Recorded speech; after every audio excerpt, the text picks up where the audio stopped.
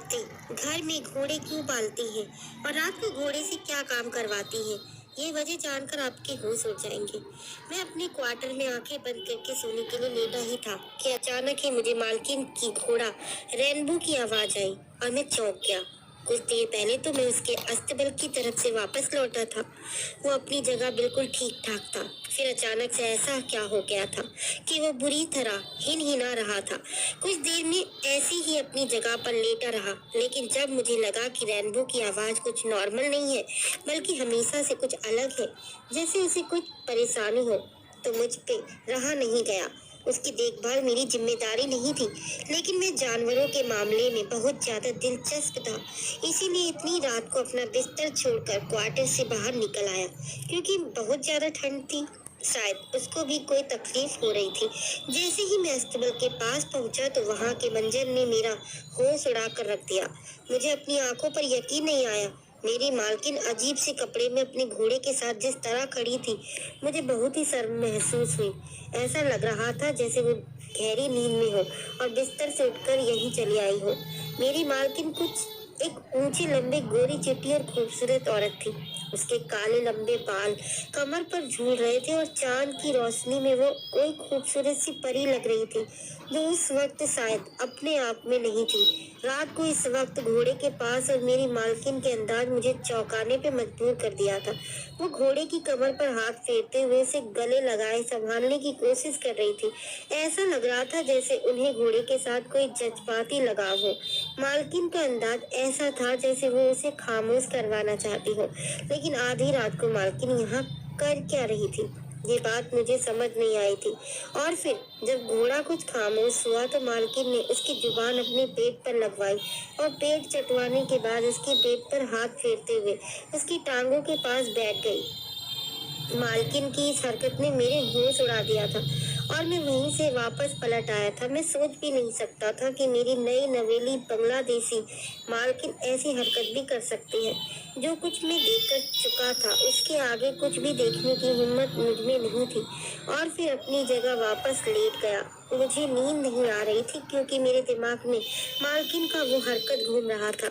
जितना कुछ मुझे समझ आया था वो बर्दाश्त से बाहर था। क्या मेरी मालकिन आधी रात को घोड़े के साथ? थोड़ी थोड़ी देर से घोड़े के हिनहिनाने की आवाज आ रही थी और मैं सोच रहा था कि मालकिन ने कैसा कपड़ा पहन लिया है। मालकिन तो मालिक की गैर मौजूदगी में अपने घोड़े के साथ ही यही सोचते सोचते मुझे नींद लग गई थी। उसके बाद जब मेरी आंख खुली तो कुछ देर के लिए रात वाली बात मेरे दिमाग से निकल गई।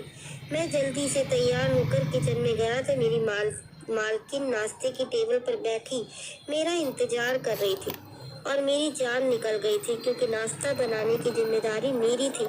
पता नहीं मेरी मालकिन को इतने सवेरे उठने की आदत कैसे थी, या फिर रात भर वो सोती भी नहीं थी। मैंने हमेशा उनकी आंखों में रेड रेड देखा था, जैसे वो रात भर की जागी हुई हो। जब से वो शादी होकर इस घर में आई थी मेरे लिए काम करना बहुत मुश्किल हो गया। मुझे हर वक्त यही फिक्र सताती थी कहीं उसकी सेवा में कोई कमी न रह जाए, क्योंकि वो मालिक का दिलो जान से अजीज थी। लेकिन आज उन्हें देखते ही रात वाला मंजर मेरी आंखों के सामने लहरा गया था। मुझे अपनी मालकिन से बहुत ही घृणा महसूस हुई थी। वो अपने पति के पीछे ऐसी हरकतें कर रही थी। मैं अपने मालिक का वफादार नौकर था और ये बात मेरे लिए बर्दाश्त से बाहर था। कोई औरत मेरे मालिक को ऐसा धोखा देकर अगर कोई औरत खोती तो मैं मालिक को रात वाली बातें पहले ही बता देता। लेकिन वो मालकिन की पत्नी थी और मेरा मालिक अपनी पत्नी से बहुत मोहब्बत करता था। मैं इसीलिए फिलहाल शांत हो गया। मेरे मालिक कारोबार के सिलसिले में एक शहर से दूसरे शहर सफर करते रहते थे और पिछले एक हफ्ते से वो किसी दूसरे शहर ही गए हुए थे। घर में मेरी नई मालकिन और मेरे मालिक की माँ यानी बड़ी मालकिन मौजूद थी। बड़ी मालकिन को सुबह आराम से उठने की आदत थी, इसीलिए मैं भी बंगले में सुकून से ही आया करता था। लेकिन जब से नई मालकिन आई थी मुझे सुबह सवेरे ही उठकर कामों में लगना पड़ता था। मेरी नई मालकिन की आदतें बहुत ही अजीब सी थी और मेरी समझ से तो बाहर थी। मैं जब भी बड़ी मालकिन से उनके बारे में बात करता तो बड़ी मालकिन कहती कि वो बांग्लादेशी औरत है और यहाँ हमारे शहर में नई नई आई है, उसके तौर तरीके हमसे अलग है। तुम फिक्र ना करो, कुछ ही दिनों में सब ठीक हो जाएगा। मालिक के आदेश पर मैं बांग्लादेशी खाना पकाना भी सीख रहा था और बांग्लादेशी भाषा भी। मुझे पहले से थोड़ी बहुत भाषा आती थी क्योंकि मेरे मालिक भी अक्सर बांग्लादेश की भाषा में बात किया करते थे। मालिक चाहते थे कि मालकिन को अपने वतन की याद ना सताए और वो हमारे माहौल में रच बस जाए। इसीलिए हमारे घर को बांग्लादेशी के माहौल की तरह ही जिंदगी जिउण ते लंघाउण च बहुत अंतर होता है। जिंदगी तो सानू सारियां नू मिलदी तरह कर दिया था, लेकिन बांग्लादेश के और तरीके बहुत ही अलग होते हैं। मेरे लिए उन्हें समझना और उन पर फॉलो करना बहुत मुश्किल हो रहा था। मैं बिहार से था और नौकरी के लिए घर से 8 साल पहले शहर आया था और शहर आने के बाद मुझे पहले ही नौकरी अपने मालिक के बंगले में मिली थी और मैंने खुशी खुशी ये नौकरी कर ली थी। मेरा मालिक बहुत ही अच्छा इंसान था, उसका बहुत ही बड़ा कारोबार था और मेरा मालिक ज्यादातर बांग्लादेश में रहता था। यहाँ सिर्फ बड़ी मालकिन थी और मुझे उन्हें ही सेवा के लिए रखा गया था। इतने बड़े बंगले में अकेली बड़ी मालकिन के लिए ज्यादा काम नहीं करना पड़ता था, इसीलिए मैं बहुत सुकून से अपनी नौकरी कर रहा था। मालिक को बांग्लादेश में रहते रहते बांग्लादेश बोलने की आदत हो चुकी थी। वो अक्सर यहाँ आने के बाद भी बांग्लादेश की भाषा में बात किया करते थे और उसी वजह से मुझे वहाँ का कुछ भाषा समझ आने लगे थे। इतने सालों में मालिक ने मेरा हर अच्छे बुरे में इतना साथ दिया था कि मैं मालिक का सबसे वफादार नौकर बन चुका था। पर जब कुछ महीने पहले मालिक बांग्लादेश से वापस लौटा तो अकेला नहीं था, बल्कि उनके साथ खूबसूरत पत्नी भी मौजूद थी। मालिक ने मुझे बताया कि आज से वो मेरी नई मालकिन है क्योंकि मालिक ने बांग्लादेश में उनसे मोहब्बत की शादी की है और अब उन्हें मुंबई ले आए हैं। और ये खबर न सिर्फ मेरे लिए चौंका देने वाली ही थी, बल्कि बड़ी मालकिन भी हैरान रह गई थी क्योंकि उनके इकलौते बेटे ने उन्हें बताए बिना अपनी मर्जी से शादी कर ली थी। वो दुल्हन को घर ले आए थे। शुरू में तो बड़ी मालकिन ने उस दुल्हन को अपनाने से मना कर दिया था। उनका कहना था कि बांग्लादेश की औरतें मुंबई की औरतों से बहुत अलग होती हैं और बांग्लादेश की औरत को पत्नी बनाना सिवाय बेवकूफी के और कुछ नहीं, क्योंकि उनके तौर तरीके और रंग ढंग हमसे बहुत ज्यादा अलग होते हैं, बिल्कुल गैर की तरह। और उनके बारे में बड़ी मालकिन भी कुछ भी नहीं जानती थी, लेकिन जब उन्होंने अपने इकलौते बेटे की मोहब्बत देखी तो वो भी मान गई और फिर धीरे धीरे उसको कबूल कर लिया। लेकिन बड़ी मालकिन ने सही अंदाजा लगाया था। नई मालकिन के आने के बाद न सिर्फ घर का माहौल बदला था, बल्कि ऐसा लगता था जैसे सब कुछ बदल गया हो। कभी वो फिटकरी का ढेर मंगवाती है तो कभी जैतून का तेल। पता नहीं वो सारा वक्त अपने कमरे में क्या कुछ करती थी। फिर एक दिन जब मालिक काम से घर लौटे तो वो खाने की टेबल पर बैठी मालिक से जिद करने लगी कि उन्हें घोड़ा चाहिए, वो घोड़े के बिना नहीं रह सकती। मेरे मालिक ने ये कहकर साफ मना कर दिया कि उन्हें जानवर से एलर्जी है और घर में किसी भी किस्म का जानवर पालते ही उन्हें एलर्जी का सामना करना पड़ता है, इसीलिए वो घर में घोड़ा नहीं ला सकते। अगर मालकिन को इतना ही शौक है तो वो कभी कभी उसके दोस्तों के घोड़ों से दिल बहला सकती है।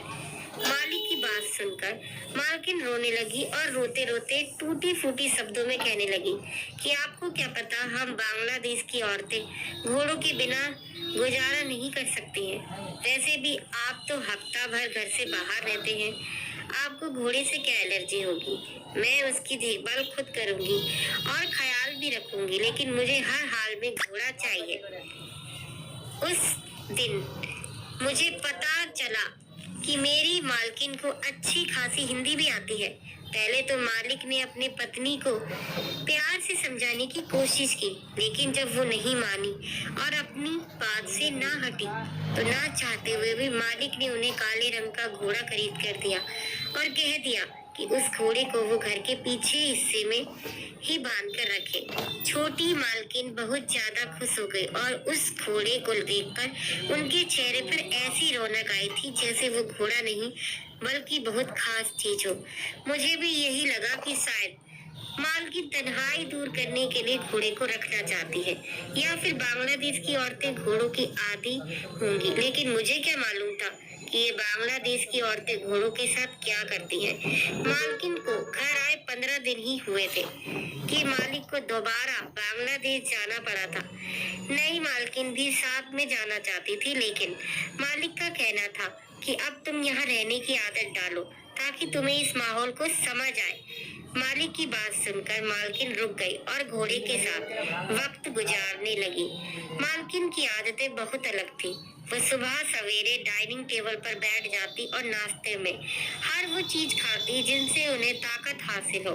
मैंने जिंदगी में आज तक किसी औरत को इतनी गर्म चीजें खाते नहीं देखा था जितनी मेरी मालकिन इस्तेमाल करती थी। वो वक्त पर खाना खाती और खूबसूरती का भी भरपूर ख्याल रखती, जबकि मालिक भी वक्त पर मौजूद नहीं थे, लेकिन वो हर वक्त खुशबू में बसी रहती थी। अपने नए घोड़े रेनबो से भी उन्हें बहुत लगाव हो चुका था और वो हमेशा ही उसके साथ तन्हाई में वक्त गुजारती थी। और जब भी वो घोड़े के साथ होती तो हमें भी वहां जाने की इजाजत नहीं होती। मालिक को गए 1 हफ्ता ही गुजरा था। एक दिन घोड़े की आवाज पर मैं कमरे से निकला तो उसके कदमों के पास बैठ गई। ये सब देखकर मेरी सांस सीने में ही अटकने लगी। आगे का मंजर ने मेरे होश उड़ाकर रख दिए। आज की रात मैंने पूरा मंजर अपनी आंखों से देखा था। मुझे समझ नहीं आया था कि मालकिन ने ऐसी हरकत क्यों की है। इसीलिए उन्होंने मालिक से घोड़े की जिद की थी। बड़ी मालकिन ने ठीक ही कहा था कि बांग्लादेश की औरतों के बारे में कुछ नहीं कहा जा सकता, कि वो मुंबई औरतों जैसी नहीं होती। और आज बड़ी मालकिन की बात का मतलब मुझे सही से समझ आया था। मेरी मालकिन ने जो कुछ किया था वैसा मैंने आज तक नहीं देखा था। इसीलिए मैं खामोशी से पूरा मंजर देखने के बाद वापस अपने क्वार्टर में आया था और सोच रहा था कि मुझे इस बारे में बात करनी चाहिए या नहीं। मालिक को वापस आने में अभी हफ्ता बाकी था और ये 1 हफ्ते में अपनी नई मालकिन की हरकतों को देखना चाहता था। अगली रात मेरी मालकिन जब आधी रात तक घोड़े के साथ वक्त गुजार कर अपने कमरे में वापस लौटी तो उस वक्त मैं अपने क्वार्टर में वापस जाने के बजाय दबे पांव मालकिन के कमरे तक पहुंच गया और खिड़की से अंदर का मंजर देखा तो मैं देखकर बहुत हैरान हुआ, क्योंकि मालकिन ने तो कमरे में जाकर उससे भी अनोखी हरकत की थी।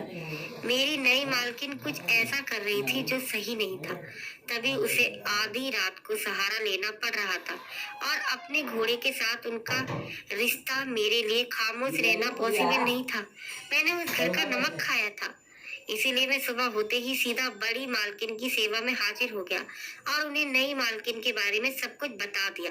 मेरी बात सुनकर बड़ी मालकिन कहने लगी कि मैं क्या कर सकती हूँ, मेरे बच्चे ने अपनी मर्जी से शादी की है। अगर मैं उसके खिलाफ अपने बेटे से कुछ भी कहूंगी तो वो कभी भी भरोसा नहीं करेगा। वैसे भी इतने दिनों में मुझे अंदाजा हो गया है कि वो कोई सीधी सादी लड़की नहीं है।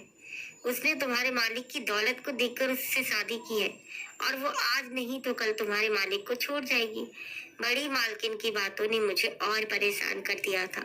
वो नई मालकिन को रोकने का कोई इरादा नहीं रखती थी। उनका मानना था कि इस तरह वो अपने बेटे से दूर हो जाती और उनकी बात एक हद तक ठीक भी थी, लेकिन मेरा खामोश रहना ठीक नहीं था। इसीलिए मैं हर गुजरते दिन के साथ मालिक की वापसी का इंतजार करने लगा।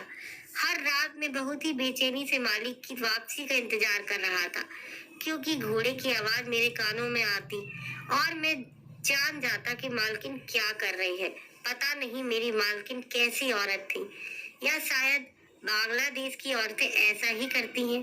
पूरा 1 हफ्ता गुजरने के बाद जब मालिक वापस आए तो आते ही मालकिन को गले से लगाया और अपनी मोहब्बत का इजहार करने लगे। मैं जो पीछे खड़ा था ये सोचने लगा कि पता नहीं मुझे मालिक से ये बात करनी चाहिए या नहीं।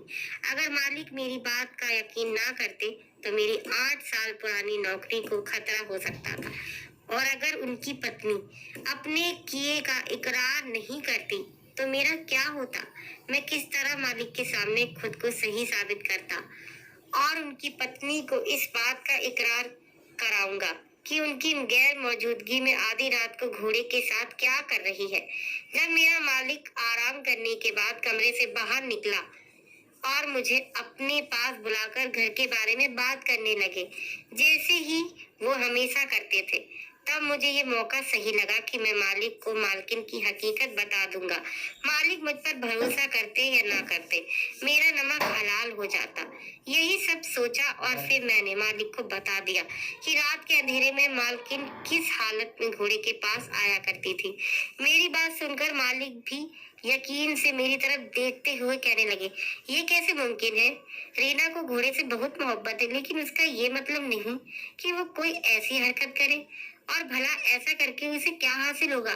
वो तो मुझसे बहुत मोहब्बत करती है और हमारी जिंदगी में किसी चीज की कोई कमी नहीं है। मैंने मालिक के आगे सर झुकाया और कहा कि मेरा काम आपसे वफादारी था। बाकी मालकिन क्या करती है और क्यों करती है, ना ही ये जानना मेरा मसला है और ना ही मुझे इस बात से लगाव। लेकिन मुझे डर है कि कहीं मेरा मुंह बंद रखना आपको नुकसान न पहुंचा दे, क्योंकि जो कुछ मालकिन कर रही है उससे आपको नुकसान हो सकता है। मेरी बात सुनकर मालिक शांत हो गए और उन्होंने अपनी पत्नी को बुलाया और कहा कि मैं आज की रात दूसरे शहर जा रहा हूँ और एक बार फिर तुम्हें अकेला रहना होगा। मैं अपने मालिक को बहुत अच्छी तरह जानता था, इसीलिए उनका बात सुनकर मैं समझ गया कि वो सब कुछ अपनी आंखों से देखना चाहते हैं। मालिक की बात सुनकर आंखों से देखना चाहते हैं। मालिक की बात सुनकर मालकिन थोड़ी देर खामोश रही और फिर कहने लगी कि जल्दी वापस आ जाइएगा। मालिक की खामोशी से रात का अंधेरा होने से पहले ही घर से निकल गए और पीछे से घूमकर मेरे क्वार्टर में पहुंच गए। जब मैं रात को अपने कमरे में पहुंचा तो मालिक को देखकर हैरान रह गया। फिर रात को जैसे ही घोड़े के हिनहिनाने की आवाज आई तो मालिक कमरे से निकल गए और अस्तबल तक पहुंच गए। उन्होंने खुद अपनी आंखों से मालकिन को घोड़े की टांगों के करीब बैठे देख लिया था। मालिक को तो यकीन ही नहीं आ रहा था कि उनकी पत्नी ऐसा भी कुछ कर सकती है। मालिक फौरन मालकिन के पास पहुंच गए। उनको देखकर मालिकिन के चेहरे का रंग उड़ गया और जब मालिक ने गुस्से में मालकिन से सवाल जवाब शुरू किए तो उनकी बोलती बंद हो गई। मालिक का गुस्सा हद से बढ़ा तो मालकिन रोने लगी और फिर मालकिन एक ऐसी सच्चाई बताई जिसे सुनकर मैं और मालकिन दोनों ही हैरान रह गए। मालकिन ने रोते हुए बताया कि जब वो शादी करके मालिक के साथ इस घर में आई तो सब कुछ उनके लिए नया था। उन्हें यहाँ के रस्मों रिवाज की कुछ खबर नहीं थी और ना ही इस देश की आदत। वो बहुत ज्यादा परेशान थी और ऐसे मालिक भी उन्हें छोड़कर कारोबार के सिलसिले में दूसरे देश जाने वाले थे कि तभी उन्हें मालिक की मम्मी यानी बड़ी मालकिन ने अपने कमरे में उन्हें बुला लिया और बड़ी मालकिन ने रीना मालकिन को बताया कि मालिक के कई लड़कियों के साथ पहले भी रिश्ता रहे हैं और अब भी मालिक जब भी दूसरे देश जाते हैं तो वहाँ भी उनके कई लड़कियों से दोस्ती रहती है। अगर वो मालिक को जल्द से जल्द बच्चे की खुशी दे देगी तो उनके बच्चे मालिक के पैरों की जंजीर बन जाएंगे और मालिक कभी भी किसी और की तरफ नहीं जाएंगे। ये सुन के रीना मालकिन बहुत ज्यादा परेशान हो गई, क्योंकि वो घर वालों के खिलाफ जाकर मालिक से शादी करके हमारे देश आई थी और अगर ऐसे में मालिक उनके साथ कोई धोखा करते तो वो बेसहारा हो जाती। यही सोचकर जब वो परेशान हुई तो बड़ी मालकिन ने बताया कि अगर किसी घोड़े के साथ प्यार मोहब्बत से रहेगी और उसकी दुम के बालों को काट कर अपने तकिए के नीचे रखा करेगी तो जल्द ही उनके घर बच्चे हो जाएंगे। रीना मालकिन बड़ी मालकिन की बातों में आ गई और उन्हें लगा इस तरह करने से वो मालिक को काबू में कर लेगी और मालिक कभी भी उन्हें छोड़ेंगे नहीं। उन्होंने बड़ी मालकिन के कहने में आकर ही मालिक के सामने ये झूठी बात कही थी कि बांग्लादेश की औरतें घोड़ों के बिना नहीं रह सकती। मालिक ने अपनी पत्नी की खुशी की खातिर उन्हें घोड़ा खरीद कर दे दिया और खुद दूसरे शहर चले गए और रीना मालकिन अपनी सास की बातों में आकर घोड़े के साथ न सिर्फ वक्त गुजारने लगी बल्कि उसकी दुम के बालों को काटकर अपने तकिए के नीचे भी रखने लगी, जो कि बिल्कुल बेमानी और बेमकसद था। मेरी बड़ी मालकिन ये बात अच्छी तरह जानती थी कि मेरा क्वार्टर अस्तबल के पास ही है और मैं मालिक के मामले में बहुत ज्यादा वफादार हूँ। मैं जब मालकिन को कोई ऐसी हरकत करते देखूंगा तो मालिक को जरूर खबर करूंगा और बड़ी मालकिन खुद भी मालिक के आगे रीना मालकिन की शिकायत लगाकर उनको घर से हमेशा के लिए निकाल देगी। बड़ी मालकिन ने रीना को मालकिन को सीधा तरह तो इस घर से नहीं निकाला, इसीलिए उन्होंने ये अजीब सा खेल खेला था और मैं भी उनका शिकार बन गया।